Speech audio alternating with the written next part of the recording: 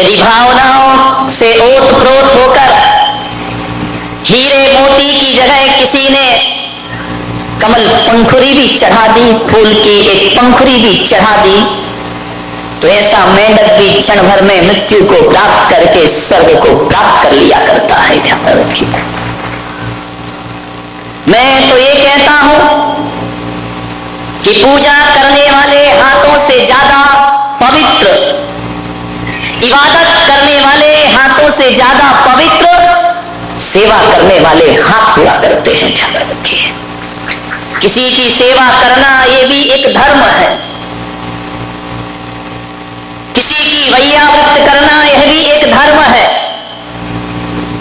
क्योंकि जैन शासन में अभी 16 कारण व्रत चल रहे हैं और उसकी एक भावना है वैयाव्रत भावना, जहां पर कहा जाता है कि निस्दिन वैयाव्रत करैया सो निश्चय भवनीर तरैया। जैन दर्शन कहता है जो सेवा का मार्ग अपनाता है, जो परोपकार का मार्ग अपनाता है, परस्पर ग्रहो जीवानाम का सूत्र सार्थक करता है, वह निश्चय से एक दिन निर्वाण को प्राप्त कर लिया करता है। अरे थाली भर भर के भगवान को अर्घ चढ़ाने वालों, किसी भूखे गरीब की झोपड़ी में एक थाली भोजन भी पहुंचा दिया करो। ध्यान रखिए। अरे माथे पर चंदन का तिलक खींचने वालों, किसी के जख्मों पे मलहम भी लगा दिया करो। और मैं विश्वास दिलाता हूं कि मंदिर का चंदन वो शीतलता नहीं दिला पाएगा जो किसी की जख्म पे मलहम लगाओगे तो शीतलता की प्राप्ति जीवन में हो जाएगी। ध्यान रखना।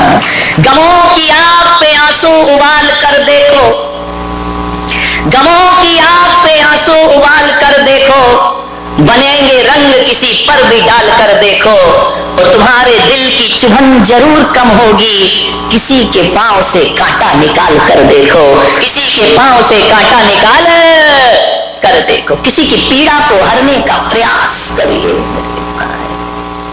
अफसोस है कि रुद्राभिषेक करने के लिए, जिलाभिषेक करने के लिए और महाराजों के पैर धोने के लिए हमारे घरों में लोटा भर भर के दूध मिल जाता है, लेकिन पड़ोस में किसी का भूखा बच्चा रो रहा है तो एक गिलास दूध हमारे घर से निकलता नहीं है। ध्यान रखिए। और मैं पुलक सागर कहता हूं कि दूध से भगवान का अभिषेक करो, कोई मुझे समस्या नहीं है, लेकिन आपसे निवेदन करता हूं किसी भूखे बच्चे के मुख में एक गिलास दूध जरूर दिया करो।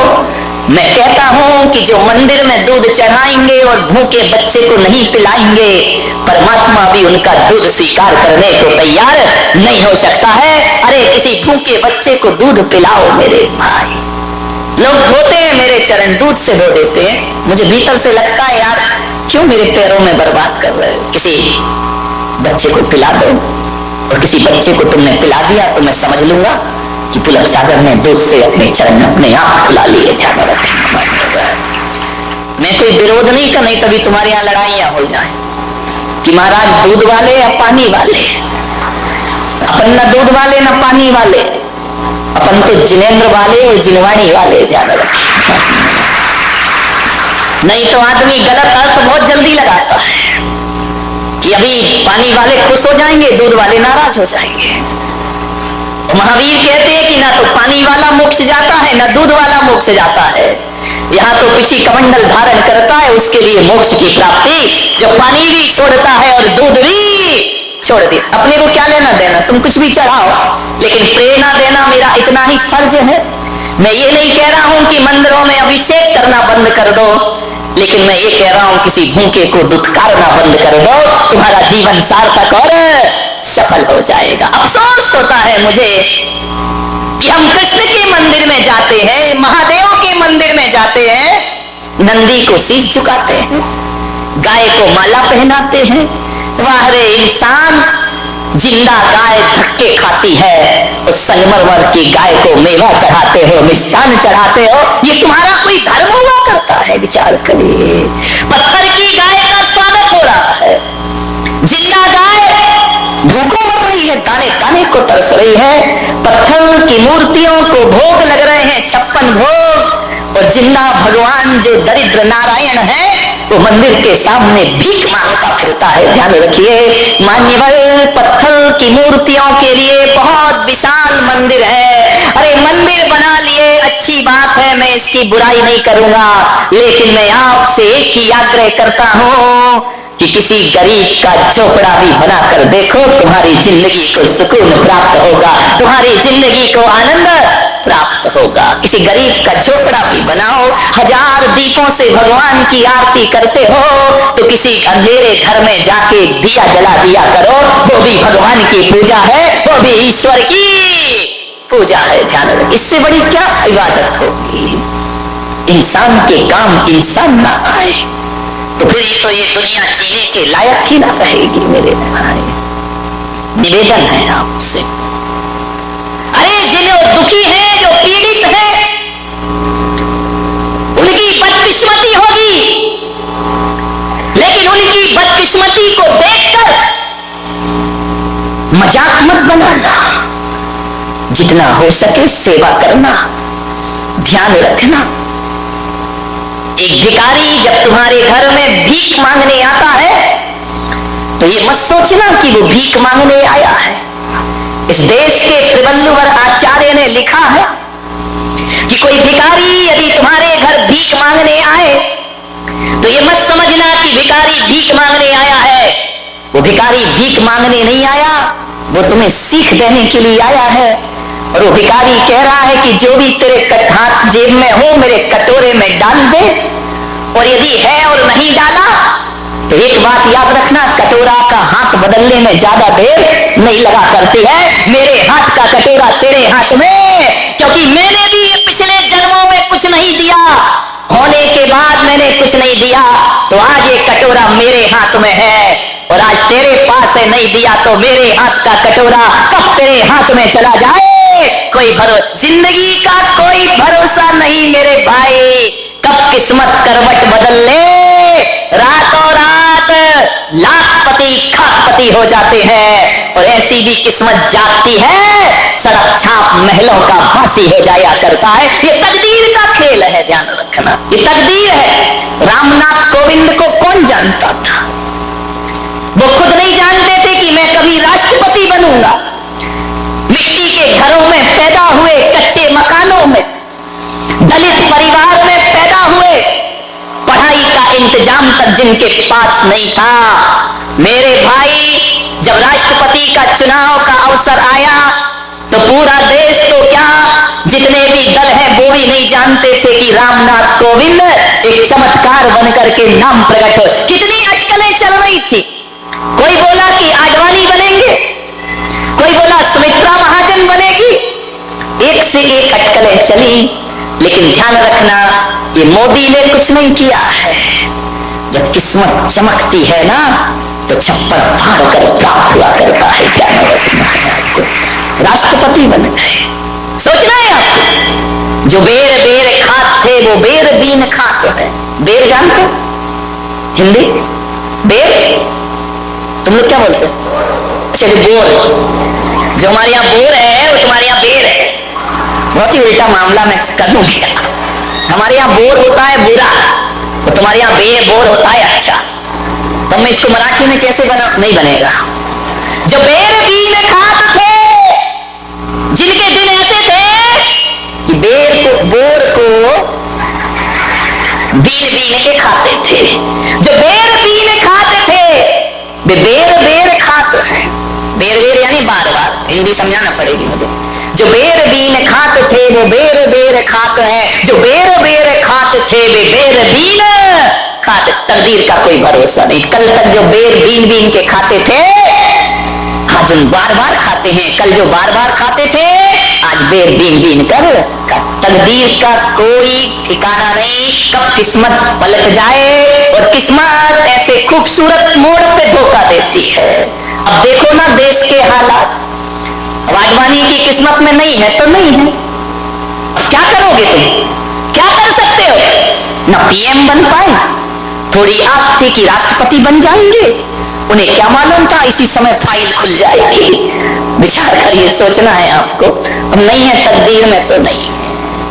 लोग बोलते हैं कि 100 सोनिया का बड़ा त्याग है, जीतने के बाद भी मनमोहन को मुख्यमंत्री प्रधानमंत्री बना दिया।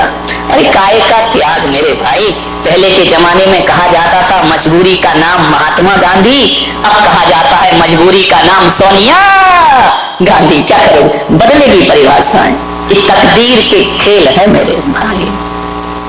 सोच लेना, जिंदगी को समझना। आज सब कुछ है, कल कुछ ना रहेगा। आप देख रहे हैं ना, मैंने एक दिन और बताया था, रेमंड्स ग्रुप के मालिक रोज अखबारों में आ रहा है दर दर की। तो इस कलयुग का, अभी का, प्रेजेंट का उदाहरण है। अपनी बुलंदियों पर इतना नाच मत करो, अपनी बुलंदियों पर इतना नाच मत करो। हमने तो आसमान से सितारों को गिरते देखा है, ध्यान रखिए। आसमान के सितारे भी एक दिन जमीन पर आ जाते हैं। ए माटी के पुतले ना इतरा के चल, तेरे जीवन का कोई भरोसा नहीं। बूंद पानी के पड़ते ही गल जाएगा, कच्चे बर्तन का कोई किस पर अकड़ क्या है तुम्हारे पास जो अकड़े अकड़े घूमते हो? क्या है बताइए, क्या है अपने पास? टाटा बिरला रिलायंस को देखोगे ना तो उनकी चपरासी की भी हैसियत नहीं है, अपनी ध्यान रखना। अकड़ ऐसी है कि हे भगवान, कि रामनाथ कोविंद के पिताजी हम ही हों जैसे धरती पर। विचार करिए, क्या है हमारे पास? पीक रहे कुछ नहीं है, ध्यान रखना। बहुत अपने बाप पड़े इस धरती पर, सेवा करो।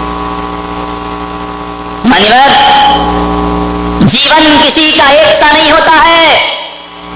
कभी सुख मिलता है, कभी दुख मिलता है, कभी धूप, कभी छांव। अंगूर की बेल में सभी अंगूर मीठे आए जरूरी तो नहीं है ना मेरे भाई। खट्टे भी आते हैं और मीठे भी आते हैं।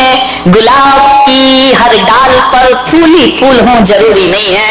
कांटे भी होते हैं और फूल भी हुआ करते हैं। लेकिन कांटों को दुश्मन मत समझो, ये कांटे फूल की सुरक्षा है।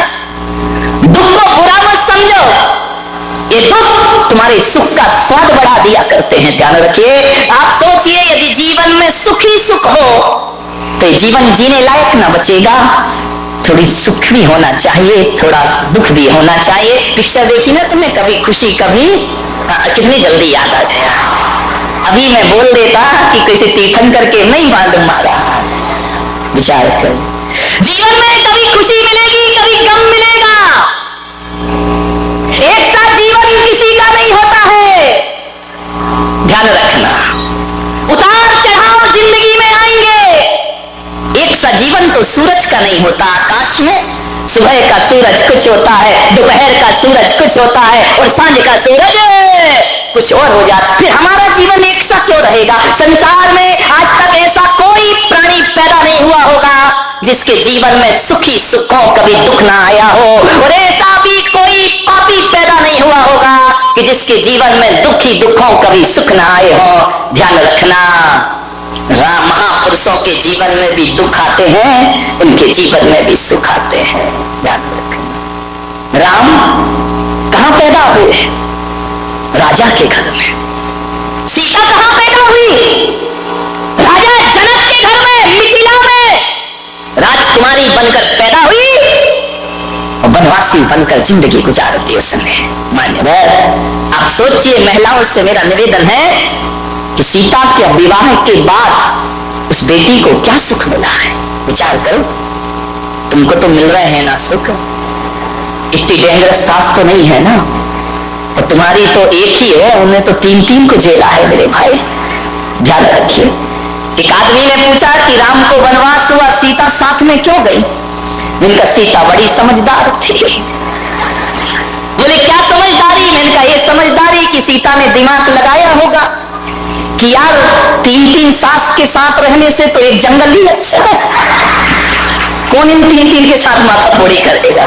जंगल में जिंदगी, यहाँ तो एक से नहीं बन रही है, एक ही कौन बोला तीन के बराबर है महाराज। विचार करना है आपको। सीता के जीवन में क्या सुख मिला? शादी होकर आई, स्वयंवर होकर आया, वनवास हो गया, वनवास हुआ, रावण ले गया। जंगल में भी सुख नहीं मिला, जंगल में रावण उठा के ले गया। लौट कर आई, युद्ध करके राम वापिस लाए, एक धोबिड़े के कहने से फिर जंगल में चली गई। क्या मिला उसे सुख मेरे भाई? बताइए कोई सुख मिला? जब घर में थोड़ी तकलीफ हो ना तो किसी को याद करो या नहीं करो, सीता को याद जरूर कर लिया करो कि उसके जैसे दुख संसार में किसी भी स्त्री को प्राप्त नहीं हुए। जब सीता की अग्नि परीक्षा हुई और राम ने कहा कि अब महल में वापस चलो, तो सीता ने इतना ही कहा कि हे प्रभु, अब मैं भगवान जिंदगी के अंतिम क्षण में कहा कि हे प्रभु, अब इस कलयुग में यदि मुझे जन्म देना, मेरे पति तो श्री राम ही हो, मैं उनकी पत्नी बनूं, मगर जैसा जीवन ये दिया है ऐसा जीवन मुझे कभी मिलना नहीं चाहिए। ध्यान रखना।